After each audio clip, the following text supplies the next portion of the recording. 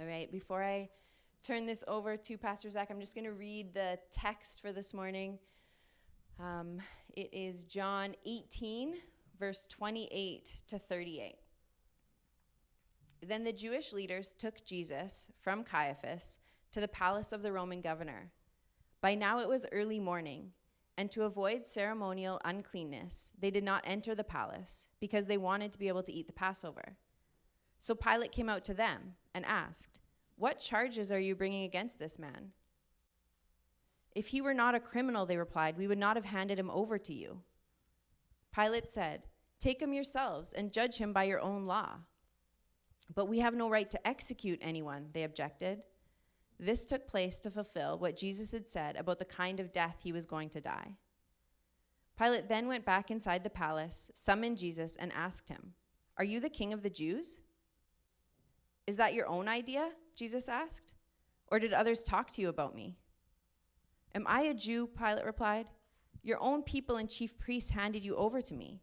What is it you have done?" Jesus said, "My kingdom is not of this world.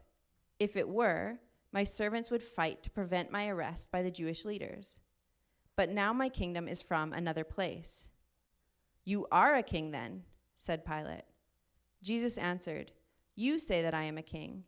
In fact, the reason I was born and came into the world is to testify to the truth. Everyone on the side of truth listens to me." "What is truth?" retorted Pilate. With this, he went out again to the Jews gathered there and said, "I find no basis for a charge against him." Thank you, Pastor Brianne. Got a lot I want to get through today, so that's helpful to have that text read.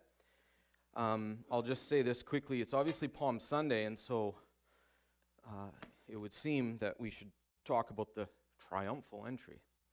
But because we gather with other churches every Good Friday, I don't always get an opportunity to preach and teach on some of the Good Friday elements, the arrest, the trial, things like this. And so I don't know if it'll be a thing I alternate between, but I felt I needed to not go so much into the Palm Sunday stuff and actually move us into some of the, I want to say heavier, but certainly some of the epicenter of Easter in preparation for next week. Of course, Palm Sunday is about the coming kingdom of God. It's about Yahweh entering the holy city. It's about Yahweh coming to Zion. It is about Jesus riding in the fashion and style of Israel's King Solomon so many years before. Yes, it's about a different kingdom, a humble kingdom, Jesus coming on a donkey, not a war horse. This is all true. And so we are going to talk a bit about the kingdom of God today, but again, moving into a little bit different section of this. So if you've been around the church or Christianity for any amount of time, you've certainly had the gospel described to you, or you have described the gospel as good news. And that's certainly because the message of the gospel, the message of salvation for sinners, is good news. The message of a king of redemption for a lost and broken world is good news. The coming judgment for wicked and evil is good news. The gospel is a good news word because it helps us make sense of the world. It helps us make sense of our lives. And that is indeed very good news. And I suspect most of us, if we are believers, if we are followers of Jesus, we've come to faith because at some point, someone shared with us in one way or another a message of good news about Jesus. But there's something unique about good news. And that is that it always, shouldn't say always, but often doesn't seem like good news at first. For example, a doctor may say, "We found something in your test, but the good news is it can be treated." The contractor may say, "We found something in your electrical. The good news is we found it now. The bad news is it's going to cost you more. The good news is it's going to prevent a greater catastrophe down the road." Or to borrow some inspiration for this title slide, which looks a bit like a ransom note, the bad news is someone has been kidnapped. The good news is they're still alive, and there is a way to hopefully get them home safely. Even in the Bible, the Gospels include stories of people who heard the gospel first as a disruption and a tragic bit of news before it became good news. And so this morning, this first Sunday of Holy Week, I want to consider the disruptive and tragic nature of the good news of Jesus Christ, which seems like irony, an oxymoron, and yet I think if you stick with me, you'll see what we're getting at. Today, it may be for some of you an opportunity to consider again who Jesus says he is, what he says he is, and why that should matter very much to you. And for others, I hope this is an opportunity to once again consider how you're currently responding to the disruptive and at times tragic news of the gospel. As Pastor Brianne read, our text this morning is John 18:28-38. If you are following in your own Bible, that's where we'll hang out. Let me give you a little bit of context for the passage that Pastor Brianne's read for us. So at this point in the story, Jesus has already been betrayed. He's already been arrested. He's already appeared before the Sanhedrin. They have decided they want to execute Jesus, and so they have taken him now to Pontius Pilate, who is the Roman governor for Judea. And our passage is part of a longer section in which Jesus is on trial before Pilate. The setting of this trial is actually Pilate's residence. It's the residence of the military governor. Interestingly, Pilate normally resided in Caesarea, a different city. But during exceptionally special occasions for the Jewish people, like Passover, Pilate would leave Caesarea and he would come and he would spend time in Jerusalem to make sure everything stayed under control. And so Jesus stands trial on this morning before the governor at the governor's house. We could say this is bad guy against good guy, and the bad guy has home field advantage. Now, I'll only speak for myself here, but I think a problematic way I read the Bible at times is to read it so quickly that I only identify with all of the good guys in the story. I read the gospel accounts and I assume that I'm certainly not Judas the betrayer. I'm not Peter the disowner. I'm not Caiaphas the self-righteous judge of Jesus. I prefer to see myself as John the beloved, at the foot of the cross, happily willing to take Jesus' mother on as my own for all time if that's what's necessary. But of course, the truth is, I am at different times all of the broken and failed characters in the Bible, especially in the Gospels, including Pontius Pilate, the Roman governor. And at times I behave as the governor of my own life and the governor of my own little kingdom, and I judge Jesus accordingly. And I think you would agree we are all the governor of something. Our life generally, our families, our bank accounts, our children, our time, our values, our passions, and our hobbies.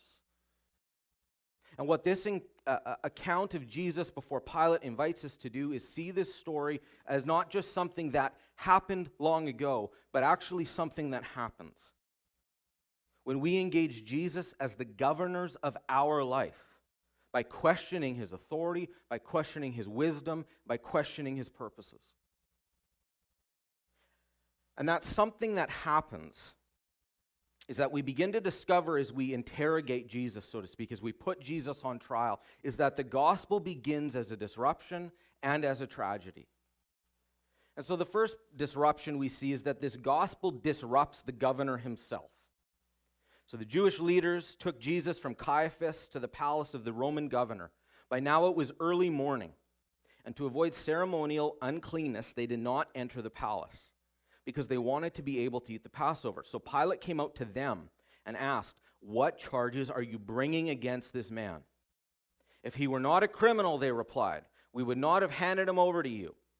Pilate said, "Take him yourselves and judge him by your own law." "But we have no right to execute anyone," they objected.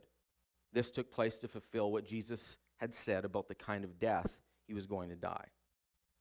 In a great little book called Telling the Truth by Frederick Buechner, he does a masterful job over about 75 pages of weaving the gospel into everyday life. ways that are very relatable to an audience like ourselves. And one of the ways that he does this is by writing about Pilate as an ordinary guy working as like an executive.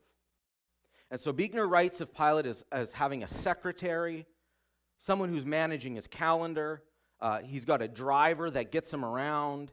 And he writes of him as being pressured by the ideals of law and order and the possibility of even professional promotion. And he also writes of Pilate as someone who wears pajamas and eats breakfast, reads the paper, and probably my favorite detail that he weaves in there is he has Pilate as somebody that suffers from a terrible addiction to cigarettes.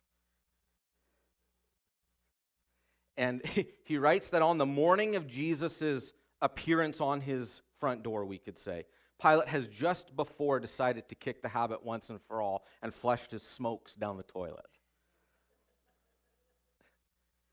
And I appreciate his portraying of Pilate like this because it makes Pilate human.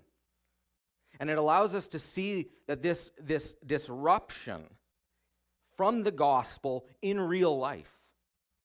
John tells us that it was early morning when Pilate's day was disrupted. He wasn't expecting to deal with Jesus as a capital punishment offender this day at his house. But standing on his front lawn is this angry mob shouting and insisting that Pilate judge Jesus and judge him harshly. And so John makes it clear Pilate wants nothing to do with this. And he tries to dismiss the disruption. Verse 31, we read, Pilate says, "Take him yourselves and judge him by your own law." In other words, I don't want to deal with this today. If you're so mad about it, you deal with it. I'm busy. My schedule has far more important and pressing issues to deal with today. But the crowd refuses. They will not let Pilate dismiss the disruption. We have no right to execute anyone they object. John tells us in verse 22 that the Jewish insistence that Pilate execute Jesus of Nazareth takes place to fulfill what Jesus had said about the kind of death he was going to die. He had to die. He had to be executed. Pilate doesn't know that. But all he knew was this was a very big and very annoying, inconvenient disruption too early in the morning. And thus is the nature of the gospel. It disrupts the governor. The governor may believe that their life and their day is all in order, their system foolproof, the sun shining. What could go wrong today? I'm in control. I have authority above all. Yet the gospel stands on the lawn shouting and insisting, you need to pay attention to me now. Your plans can wait. They can be canceled. Jesus is here. And the disruption would continue because it wasn't just Pilate's schedule, it wasn't just his day, it wasn't just his plans, it was also what he understood about government in general and particularly that's disrupted. And so we could say that the gospel even disrupts the governance, not just the governor, but the whole system. Verse 33, Pilate then went back inside. He summoned Jesus and asked him, "Are you the king of the Jews?" "Is that your own idea?" Jesus asked. "Or did others talk to you about me?" "Am I a Jew?" Pilate replied. "Your own people and chief priests handed you over to me. What is it you've done?" Jesus said, "My kingdom is not of this world. If it were, my servants would fight to prevent my arrest by the Jewish leaders, but now my kingdom is from another place." "You are a king then," said Pilate. Jesus answered, "You say that I'm a king. In fact, the reason I was born and came into the world is to testify to the truth. Everyone on the side of truth listens to me." It would make sense to us if the title king was a hard one to get. But that's really far from the case. It seems that anything or anyone can be king. Elvis was the king of rock, Michael Jackson the king of pop, George Strait the king of country. We have King James, a.k.a. LeBron, the leading scorer of all time in NBA history. Certain establishments are known as the king of barbecue. Of course, we have Burger King. Ford has a trim line for their really nice trucks called the King Ranch. And then there are, of course, real kings, like Charles, for example. One of my favorite memes to come out in recent memory is one featuring King Charles. You can put that up. It's very small, but it's a picture, and then it says, "When you're cleaning your room and get distracted by the stuff you found." I like this, because I think we've all been there. "Hey, honey, look what I found." Wearing that thing they'd wished we'd long lost. Now, this is intended to be humorous, of course, suggesting then, maybe to us, that king isn't as honored or revered in office as it could be or maybe even should be. What I'm getting at is it seems it doesn't take very much to be a king. Pilate didn't think so either, which is why he asks Jesus, "Are you the king of the Jews?" Pilate knew Jesus could very well be masquerading as a king, self-appointed, maybe a king of a few loyal followers. So he asks for an explanation. "Tell me, are you the king of the Jews?" And Pilate does this. He asks this question not because he wants to fall down and worship, but because he wants to figure out how fast can I eliminate this distraction from my life. You see, Jesus has upset the Jews, the leading Jews, the important Jews in the city. And Pilate is in town to prevent any kind of disruption, any kind of revolution, as all these Jews have now visited and flocked to the holy city. And so his biggest priority at this point is to diffuse the tension, not to fall down and worship Jesus as some kind of king. And so he asks this question, "Are you the king of the Jews?" And he asks it because the way that Jesus answers this question will determine what Pilate does with him. If Jesus answers yes, he's guilty of treason, he can be punished accordingly. That's easy to take care of. If he answers no, well, then he can be dismissed. And the whole thing can just be chalked up to a Jewish squabble.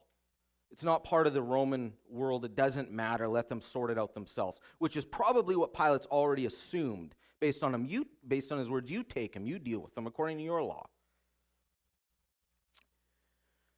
Now, Jesus is so fascinating because he's never intimidated a day in his life. And so he's standing before the person with all of the authority in the land, the most powerful person within, hundreds of miles. The guy who is holding his life in his hands, and Jesus doesn't answer his question, he fires one back at him. Is that your own idea? Or did others talk to you about me? Jesus wants to know if Pilate's just repeating what he's heard, or if he's actually curious. Because the way Pilate answers is going to determine how Jesus responds. Instead, with a high level of annoyance, Pilate doesn't give an answer. He asks another question. It's a ping-pong match of first-century questioning here. Am I a Jew? Your own people and chief priests handed you over to me. Then there's an assumption. What is it you've done?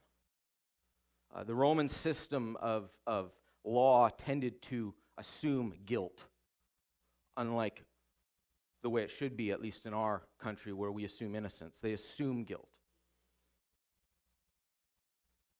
So either way, king or not, Pilate is telling Jesus, I'm intending to get rid of you as quickly as possible, either as a criminal or a construct of crazy people.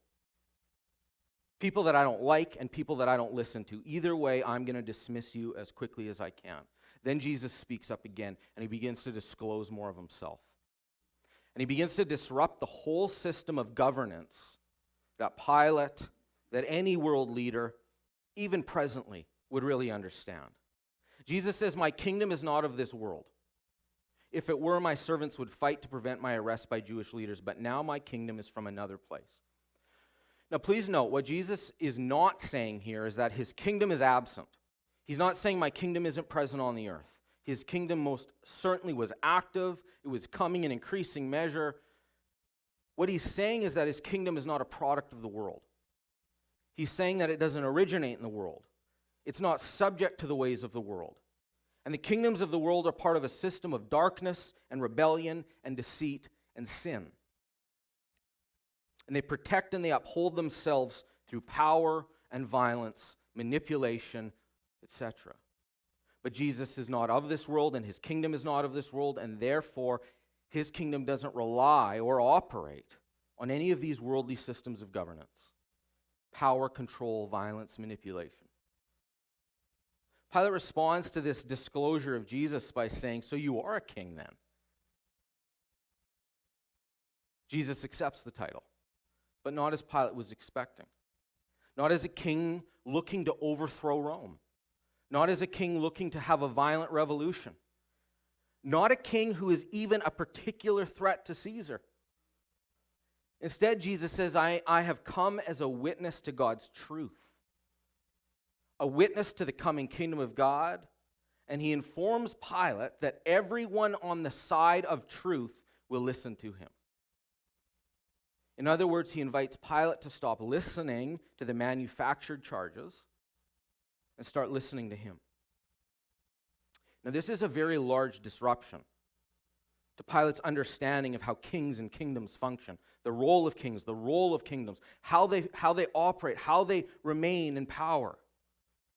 And Jesus' rule and his kingdom is this complete disruption to Pilate's whole concept of governance. Jesus insists he's a king, but somehow not of a local kingdom. A kingdom of a different character, and a kingdom of God's testimony and God's truth. And it's a kingdom that is only accessible to those who are willing to hear truth. And so while Pilate digests his porridge, he stands there looking at truth personified. He tries to make sense of what he's hearing and make a judgment as to how to eliminate this disruption, all while deciding if he will be on the side of truth or not. This is a big disruption. And I think today we relate to this because we often do like Pilate did. And we ask Jesus, just what kind of king are you?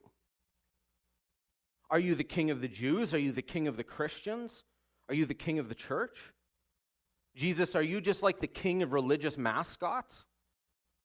Are you the king of morality, or are you the king of the world and everyone in it? Are you the king of judgment, constantly condemning us? We ask Jesus in one way or another, at one time or another, Jesus, what kind of king are you? And Jesus' answer to Pilate is his answer to us. My kingdom's not of this world, and it disrupts our governance because the gospel begins to tell us we're not actually in charge. The gospel says that the familiar rules of governance don't apply to him, and they actually don't really apply to you if you want to be in his kingdom. Jesus is not a democracy. Jesus is not a board or a committee. Jesus is not a king who rules with violence and insecurity. Jesus is a king of a different kingdom. And his mission is to tell us the truth and to gather into his kingdom those who are willing to listen to it. We are not gathered in by nationality or by paying taxes. We are not gathered in because we exist. We are gathered in because we listen to what Jesus says. It's an equal opportunity kingdom, to be sure, but it is also a narrow road. And it demands that those who hear the truth actually come to revere the disruption rather than avoid it and dismiss it. Now, finally, I think getting to really the punchline of the whole conversation, maybe my favorite part of this message, is that the gospel begins with tragic truth. Jesus says that he's here to testify to truth, and everyone on the side of the truth listens. Pilate asks in verse 38, what is truth? With this, he went out again to the Jews gathered there and said, I find no basis for a charge against him. The disruption that is Jesus and his kingdom. All this talk has gone on long enough, and Pilate abruptly ends the conversation. He ends the interrogation with a snappy and cynical question, what's truth? You're the kingdom here to testify to truth, and everyone who believes your truth listens to you. What is truth? Turns his back, walks away, moves the proceedings along. And Pilate ends with this enormous question, either because he's convinced there is no answer to that question, or more likely because he doesn't want to hear the truth. And again, we see a lot of ourselves in Pilate. Polish-American philosopher lived about 60, 70 years ago. Alfred Korzybicki said this. He said, there are two ways to slide easily through life. To believe everything or to doubt everything. Both ways save us from thinking. Believe everything or doubt everything. Both ways save us from thinking. Pilate talking about truth, but turning away before finding a real answer. That's something we tend to do. Either doubting it or just accepting it blindly, and yeah, that's great. Let's move on with the rest of our day. But all because we would rather not do the work of thinking deeply about it, about our life, about what this can mean for it. Sometimes the work required to listen and hear the answer is just too exhausting. We'd rather not know. And so we just accept everything that sounds good or acceptable, or we doubt everything, choosing to dismiss it and not really thinking about it, electing ourself as the arbitrator of what is true and what is false for myself, for my family, for my house. And I suspect all of us lean probably one of these ways. Doubter, or at times maybe naive, happy to just believe it all. But the gospel is such that we cannot accept it without really hearing it. Jesus says as much. He says, everyone on the side of truth listens to me. Now, the word translated here as listen is the Greek word akou, which means to hear, but it also means to pay attention. It also means to understand, and it also means to obey. Everyone who listens to me. What Pilate refused to listen to, then, was the answer to his question. What Pilate refused to do was pay attention, to understand, to think deeply, and then to obey what he was hearing. Perhaps because he determined to listen to the truth would be too tragic for him. So doubting the whole thing was just going to be easier for that moment. And I think we can appreciate Pilate's hesitancy to hear the answer, because we too tend to avoid really hearing and understanding the truth. And that's because the gospel really does begin as tragedy. In his book, Telling the Truth, which I mentioned earlier, Frederick Buechner writes of the gospel in three ways. He says that the gospel is a tragedy, that the gospel is a comedy, and the gospel is a fairy tale. And so he says this, putting this all together, paying close attention to the tragedy part. The gospel is bad news before it's good news. It is the news that a man is a sinner, to use the old word, that he's evil in the imagination of his heart. That when he looks in the mirror, all in a lather, what he sees is at least 8 parts chicken, phony slob. That's the tragedy.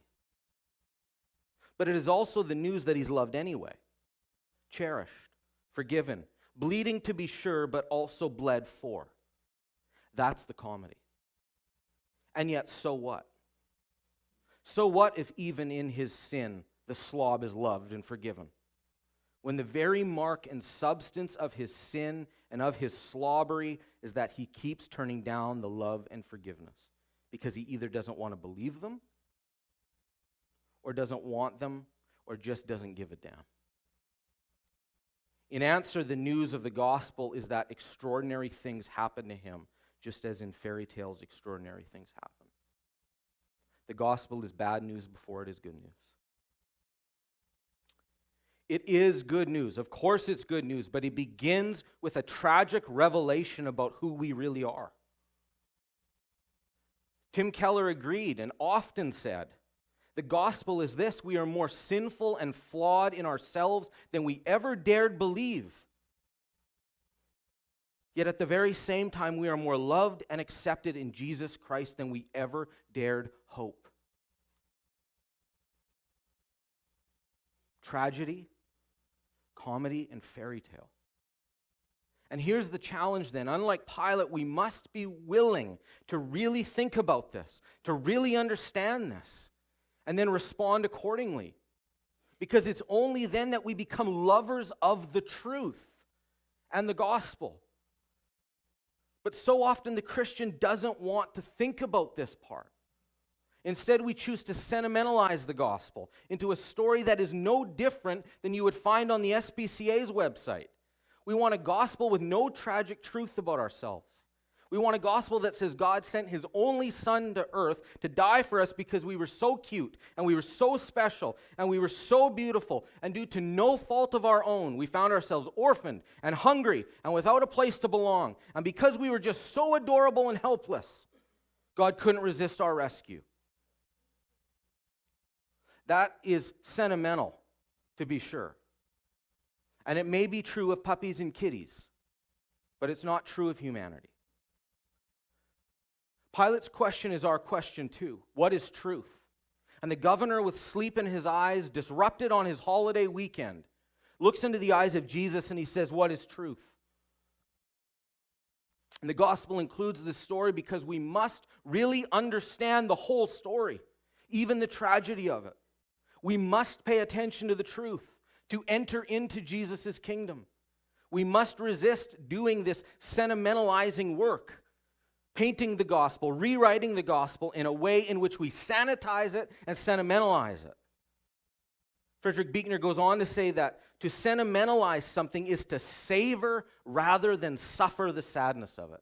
To savor rather than suffer the sadness of it. It's to sigh over the prettiness of it rather than to tremble at the beauty of it, which may make fearsome demands of us or pose fearsome threats. As Christians in general, we're particularly given to sentimentalizing our faith. As much of Christian art and Christian preaching bear witness. The sermon is a tearjerker. The gospel is an urn of long-stemmed roses and baby's breath to brighten up the front of the church. And he says, and Jesus is Gregory Peck. To sentimentalize the gospel is to skip Good Friday. It's to skip Holy Saturday, and it's just to jump right to Easter Sunday. It's to come to church on Easter Sunday but sleep in and run errands on Good Friday. Because that service is just sort of somber and sad and it's disrupting.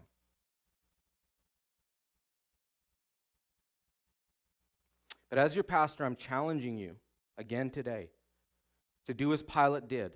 Ask Jesus what is true. But don't turn your back. Don't walk away before you hear and understand. Behold it. Because what the truth is a magnificent tragedy. The truth is that the world is full of wretches and sinners of magnificent proportion. And yet the truth is also that those wretches and sinners are loved even more magnificently by a perfect, holy, loving God who gave his Son to die a tragic death in the place of his undeserving people. And as we head into Holy Week, my admonishment would be, do not dismiss or rush the governor's question. What is truth? Don't ask it and hurry off to your very important life.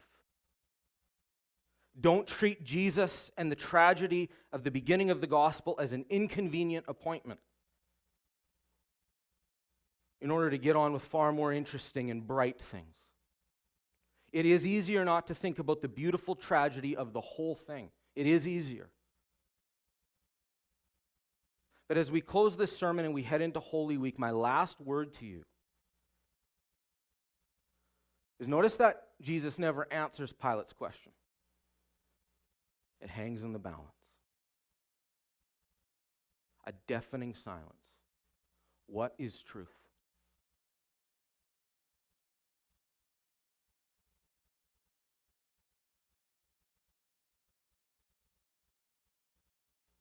Conversation ends with the unanswered question, because truth could only be demonstrated for Pilate at this point. And so ask the question. And maybe let there be some quiet. Let there be some silence. Let there be some space for Jesus to testify to you again.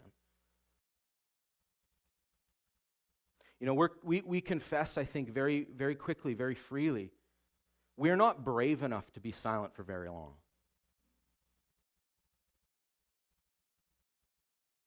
Because the silence will communicate more than we may really want to think about. And yet it's out of the silence that the disruption becomes a gift and the bad news becomes good. It's somewhere in the question and the silence that the answer eventually comes. And this is our journey to Easter. It's our journey to Easter Sunday. And I think Jesus would invite all of us who hear this today, who have heard his testimony, to pilgrimage now this holy course well. To walk to Good Friday and then to the celebration of Easter Sunday. But not without asking what is true about me, about the world, and about you, O God.